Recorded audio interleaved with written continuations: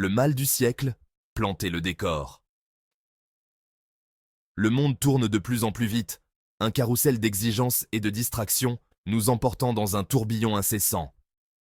Nous sommes bombardés d'informations, branchés sur un flux constant de bruit et de notifications, chaque instant envahi par des stimuli numériques. Nos esprits, autrefois sanctuaires de la pensée, sont saturés par les anxiétés de l'ère numérique, incapables de trouver un moment de répit. Cette connexion permanente, ironiquement, nous laisse profondément déconnectés, isolés dans notre propre solitude. Déconnectés de nous-mêmes, de nos véritables désirs, de la quiétude qui permet l'introspection et la croissance personnelle. Ce malaise, ce sentiment de mal-être, n'est pas un signe de faiblesse, mais le symptôme d'une société qui a oublié l'importance de la solitude et du silence. Nous sommes devenus allergiques au silence, terrifiés par l'espace entre nos pensées, incapables de rester seuls avec nous-mêmes. Nous remplissons nos vies de distractions, d'interactions futiles, d'un besoin constant de validation extérieure, oubliant de nourrir notre monde intérieur.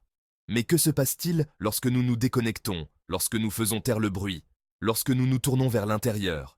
C'est là que commence le véritable voyage. Prenez un moment pour réfléchir à votre propre besoin de solitude. Considérez prendre du temps pour vous-même, pour vous reconnecter avec votre essence intérieure. Le voyage vers l'intérieur commence par un simple pas.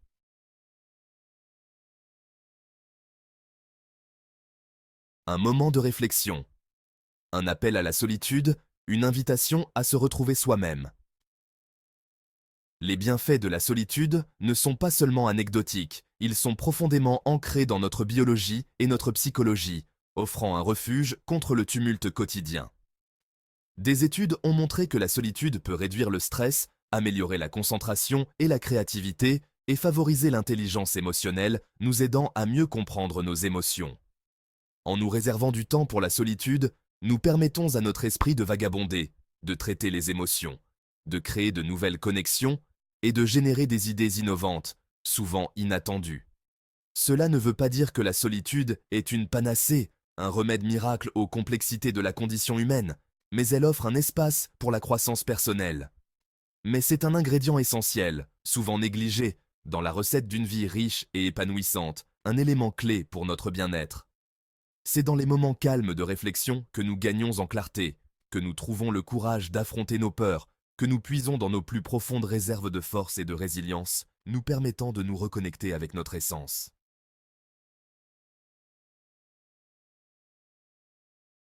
Les ermites illustrent la solitude à travers les âges. À travers l'histoire, la solitude n'a pas été une marque d'exclusion sociale, mais un choix délibéré, un chemin vers l'illumination et la découverte de soi.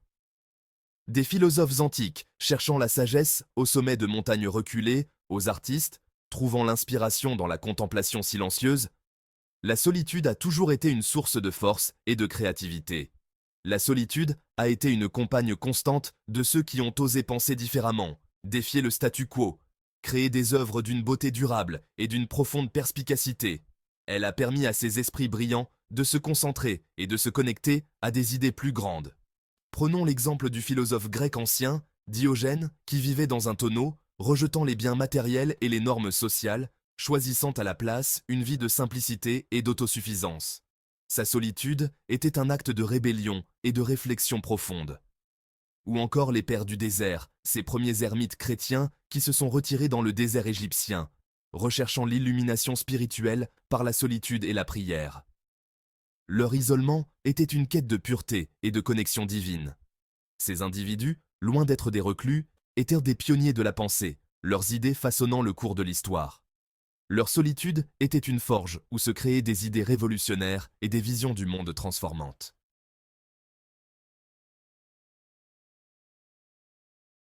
L'épanouissement créatif, la solitude et la naissance du génie. Le processus créatif s'épanouit souvent dans la solitude. C'est dans les moments calmes, loin des distractions et des exigences de la vie quotidienne, que l'inspiration surgit.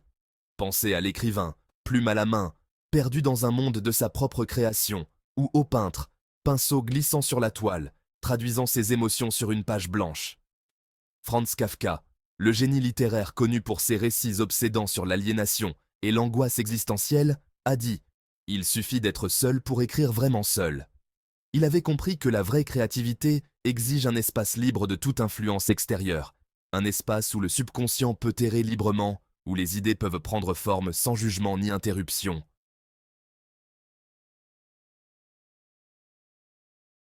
Bien avant l'avènement des smartphones et des réseaux sociaux, les cultures anciennes reconnaissaient l'importance de la solitude pour le bien-être mental et spirituel. Des pratiques comme la méditation, la contemplation et les retraites silencieuses n'étaient pas considérées comme des indulgences, mais comme des outils essentiels à la découverte de soi et à la croissance personnelle. Dans de nombreuses philosophies orientales, le silence est vénéré, non craint. Il est perçu comme un espace au potentiel infini. Un vide d'où peuvent émerger la créativité, la sagesse et la paix intérieure. La pratique de la pleine conscience, par exemple, nous encourage à observer nos pensées et nos sentiments sans jugement, cultivant ainsi un sentiment de présence et de calme intérieur.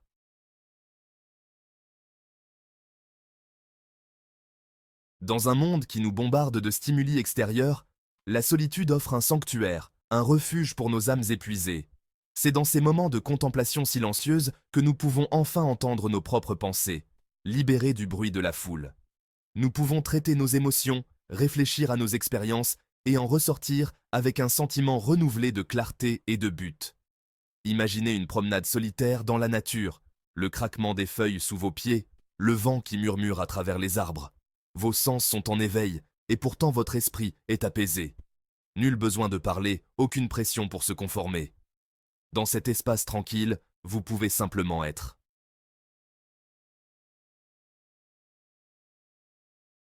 Qui sommes-nous lorsque nous sommes seuls, dépouillés des rôles que nous jouons, des attentes que nous nous efforçons de satisfaire?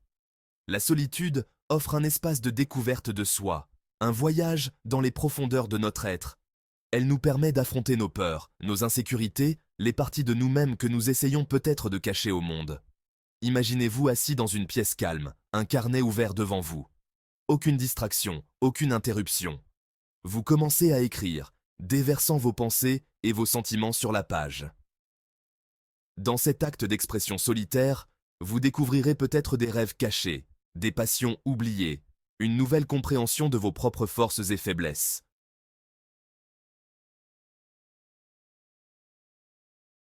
Cultivez la résilience, la solitude et la force intérieure. La capacité à être seul, à trouver du réconfort et de la force en sa propre compagnie, n'est pas un signe de faiblesse, mais une marque de résilience. Dans un monde qui assimile souvent le bonheur à la validation extérieure, la solitude nous permet de cultiver un sentiment de paix intérieure qui ne dépend pas de l'opinion des autres. Imaginez-vous confronté à un défi difficile, à un moment d'incertitude ou de perte. L'instinct pourrait être de chercher du réconfort auprès des autres, de se distraire de la douleur. Mais si, au lieu de cela, vous vous autorisiez à rester assis avec votre malaise, à traiter vos émotions dans la solitude.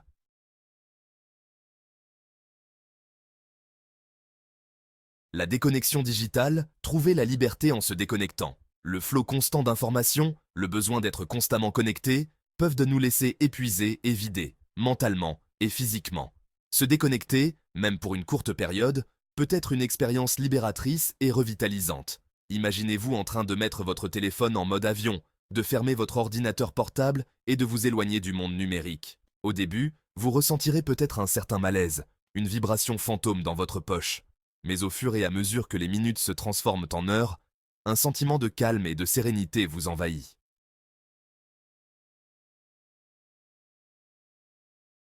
Le goût retrouvé de la simplicité, la beauté des plaisirs simples. Dans notre quête du bonheur, nous négligeons souvent les plaisirs simples que la vie a à offrir. La solitude nous permet de ralentir, d'apprécier la beauté dans le quotidien, de trouver de la joie dans les choses de tous les jours. Imaginez-vous en train de préparer un repas avec intention, en savourant les arômes, les textures, les saveurs. Ou encore en train de prendre un long bain relaxant, laissant l'eau chaude apaiser vos muscles fatigués. Ces petits gestes d'auto-soin, souvent bâclés dans nos vies bien remplies, deviennent des occasions de pleine conscience et de gratitude.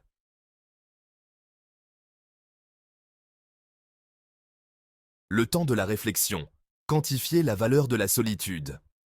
Bien que les bienfaits de la solitude soient profondément personnels et souvent intangibles, il est intéressant d'explorer comment nous pourrions quantifier sa valeur dans nos vies. Imaginez, un instant, que nous puissions attribuer une valeur monétaire au temps que nous passons seuls, non pas en termes de perte de productivité, mais en termes de bien-être acquis. Des études ont montré qu'une solitude régulière peut réduire les hormones du stress, ce qui améliore la santé physique et peut potentiellement réduire les coûts des soins de santé à long terme. De même, la créativité et les capacités de résolution de problèmes accrues que favorise la solitude peuvent se traduire par une productivité et une innovation accrues dans notre vie personnelle et professionnelle.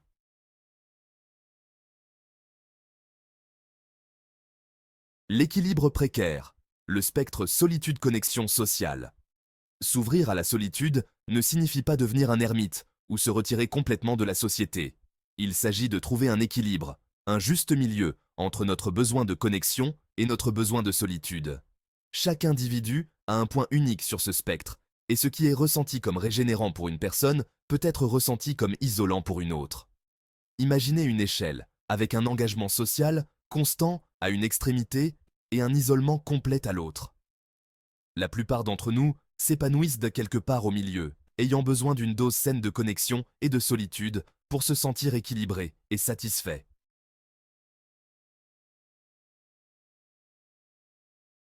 Investir en soi, la solitude comme un investissement à long terme. Dans un monde qui privilégie souvent la gratification immédiate et la validation extérieure, s'ouvrir à la solitude peut sembler contre-intuitif.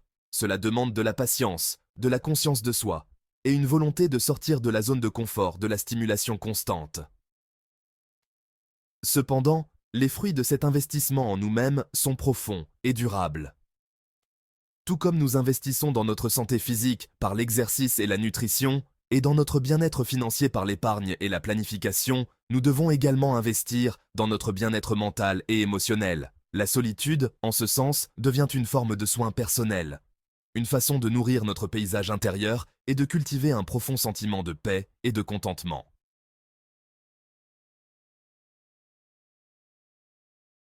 La solitude, un acte révolutionnaire.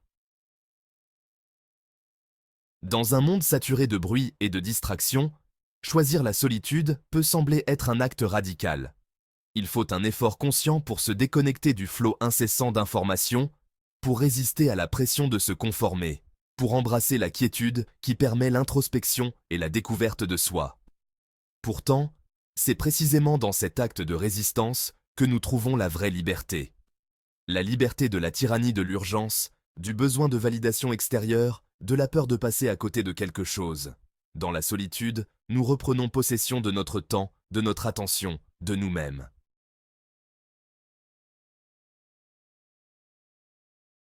L'appel du silence. Un monde avide de calme. La popularité croissante des applications de méditation, des retraites silencieuses et des programmes de désintoxication numérique suggèrent un désir collectif de calme, de répit face aux exigences incessantes du monde moderne. Nous commençons à reconnaître qu'une connexion constante peut conduire à l'épuisement professionnel, à l'anxiété et à un sentiment de déconnexion de nous-mêmes et de notre environnement. Cette soif de silence n'est pas un rejet du progrès, mais la reconnaissance qu'un véritable bien-être exige de l'équilibre. Nous avons besoin de temps pour nous déconnecter, nous ressourcer, nous reconnecter à notre boussole intérieure. Nous avons besoin d'espace pour simplement être, sans la pression de produire, de consommer, de performer.